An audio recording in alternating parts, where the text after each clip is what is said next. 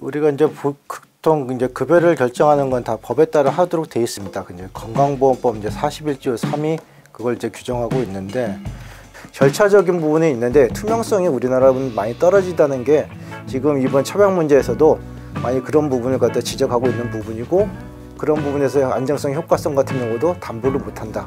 그게 이제 일반적인 입장입니다. 여기 보시면 이제 중풍 한의 표준 임상 진료 지침이 있는데, 어떻게 보면 이거는 그냥 권고 사항일 뿐이지 이 안정성, 유효성하고 전혀 상관이 없는 문제거든요. 그래서 한의 임상 진료 지침이라는 거는 어떻게 보면은 과학적인 거하고는 전혀 거리가 멀죠. 그리고 이제 어떻게 보면 한의학을 육성한다 뭐 한다 그러지만은 비용 효과 면에서도 그렇고 한의학 육성이라서도 바른 방향은 아니다. 앞에 이제 어차피 이제 지금 시범 사업은 진행은 하고 있는데, 이게 이제 결국은 어떻게 문제점이나 그런 것들이 있을 수밖에 없다고 생각을 하거든요. 그러면 그거에 대한 평가를 제대로 해야 되는데, 그 평가가 좀 과학적으로 그런 걸 갖다 평가를 해야 되고, 잘못된 점이 나타나면은 정부는 바로 거기에 대해서 어떻게 보면은 이제 수정을 한다든지 아니면 중지를 한다든지 그런 부분이 있어야 되거든요. 그건 당연히 해야 될 부분이라고 생각합니다. 국민들을 위해서, 건강권을 위해서.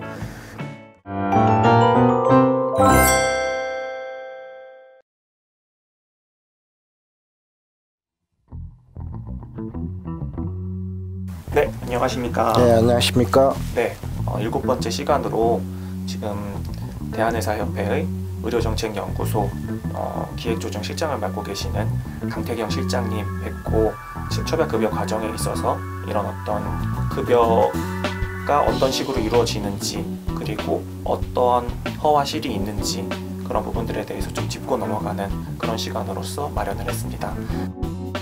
처방급여와 문제를 본격적으로 들어가기에 앞서서 이제 일반적으로 요양급여 대상이 어떤 식으로 결정되는지 간략하게 일반적인 절차를 설명해 주실 수 있으실까요?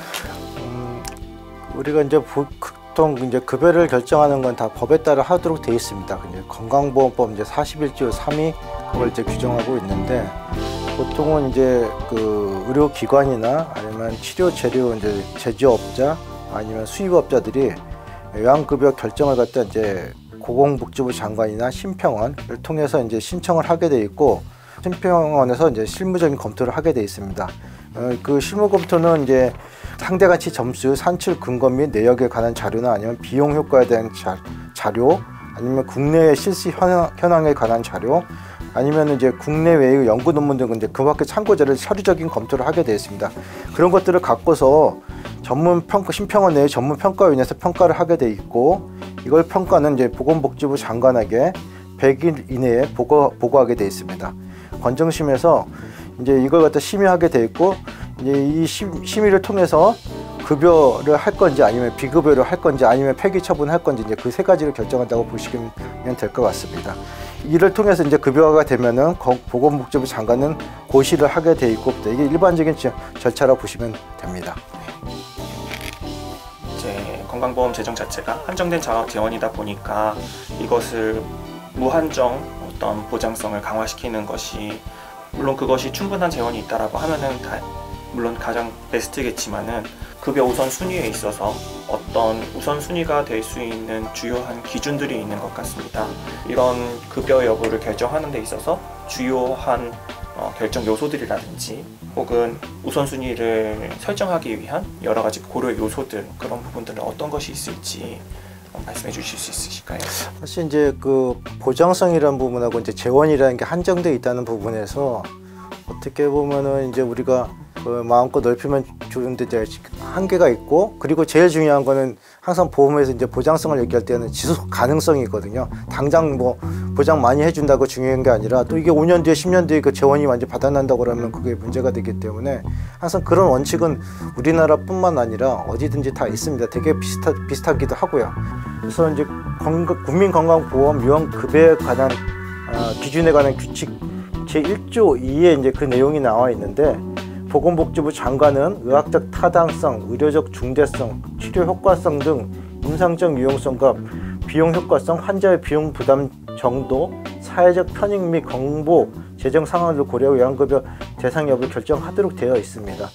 특히 이제 앞에 의학적 타당성 부분은 질병의 중증도나 유급성 같은 경우 그런 걸 갖다 이제 보아가지고 이제 후유의 이제 장애의 심각성 같은 걸 따지는 부분인데, 지금 이런 부분들은 앞에 이제 사회적 편익이나 그걸 제외하고는 어떻게 보면 의학적인 부분이고, 사회적 편익 및 건보 재정 상황 같은 경우는 어떻게 보면은 정치적인 정책적인 부분이 좌우를 하거든요. 그런 부분들은 어떻게 보면 이제 정치권에서 해결할 부분이지만 그 앞에 부분이 중요하거든요. 어떻게 보면은. 그래서 이제 그 앞에 부분이 담보가 됐을 때 그 뒤에 부분을 갖다 그럴 수도 있겠구나 없겠구나 그런 걸 참조하는 부분이기 때문에 이게 규칙이라고 보는데, 그런 부분에 대해서는 절차적인 부분이 있는데 투명성이 우리나라는 많이 떨어지다는 게 지금 이번 처방 문제에서도 많이 그런 부분을 갖다 지적하고 있는 부분이고, 그런 부분에서 안정성, 효과성 같은 경우도 담보를 못한다. 그게 이제 일반적인 입장입니다. 네. 이제는 본격적으로 한방첩약급여화 시범 사업에 대한 문제를 좀 다뤄보려고 하는데요. 사실 한의학계에서도 첩약급여화 시범 사업의 타당성을 주장하기 위해서 근거로 내세우는 것들이 좀 있지 않겠습니까? 근거의 타당성이 과연 객관적일 수 있을지 혹시 검토해 보신 부분에 대해 갖고서는 코멘트를 해주실 수 있으실까요?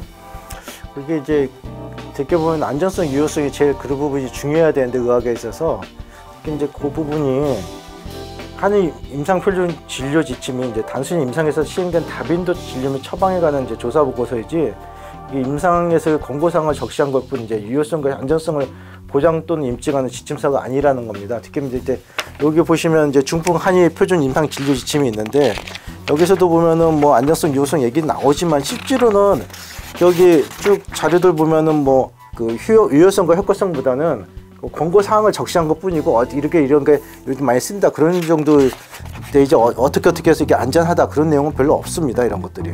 그 이제 보면 한의학 보면 임상 시험 면제 관련 이제 고서 및 규정이 있거든요.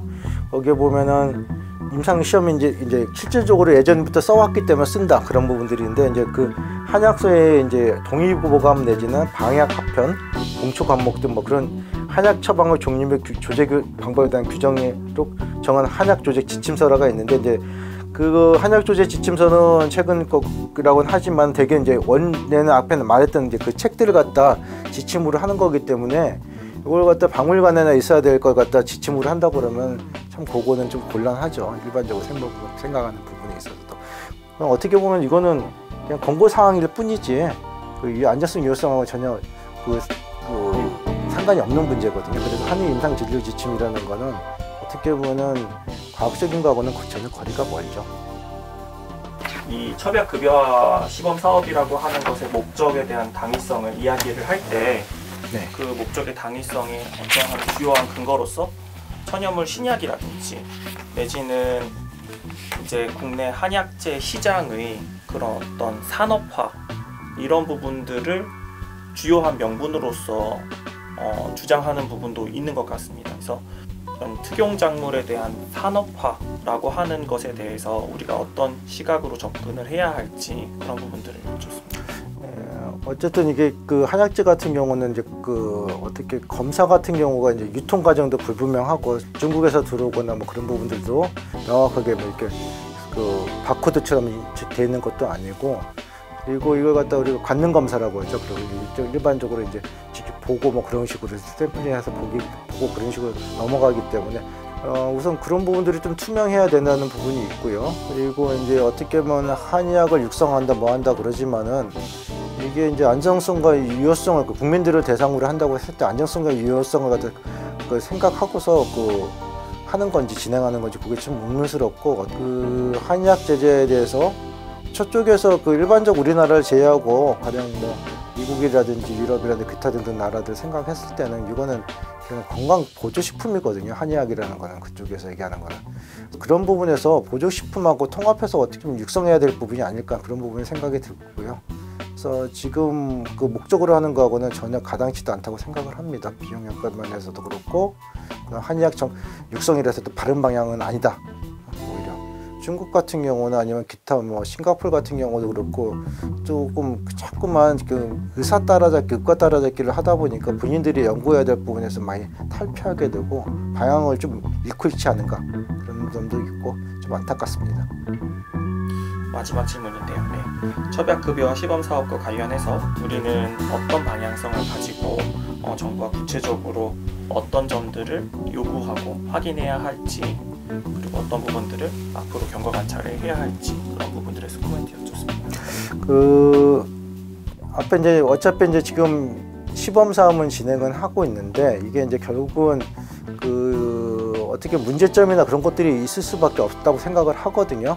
그러면 그거에 대한 평가를 제대로 해야 되는데 그 평가가 몇 명이 몇 개의 집단이 그렇게 알아서 아름아름 하는 게 아니라 제대로 된 평가가 되기 위해서는 시민사회 단체나 아니면은 당연히 이제 의사들은 이제 참여를 해야 함으로써 좀 과학적으로 그런 걸 갖다 평가를 해야 되고, 잘못된 점이 나타나면은 정부는 바로 거기에 대해서 어떻게 보면은 이제 수정을 한다든지 아니면 중지를 한다든지 그런 부분이 있어야 되거든요.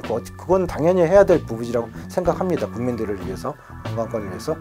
그리고 이제 그 회원들이 좀 해야 될 부분은, 대개 보면 환자분들은 한의사들만 찾아가지는 않습니다. 되게 의과 의사들도 찾아가고 양쪽 다 진료하는 분들이 대부분이거든요. 그러면 그걸 갖다 처음 발견할 분들은 의사들일 경우가 많습니다. 이 문제가 있다든지 그런 부분이 있으면은 그냥 바로 넘어가지 마시고 그냥 가볍게 의협이나 기타 한특위나 그런 걸 통해서 바로바로 신고를 해야 됩니다. 그래서 그것들이 이제 잘못된 부분을 갖다 빨리빨리 알림으로써 그 잘못된 사업을 갖다 국민들의 건강을 위해서도 이렇게 좀 알리는 게 제일 중요한, 우리 회원들이 해야 될 중요한 일이라고 생각을 합니다.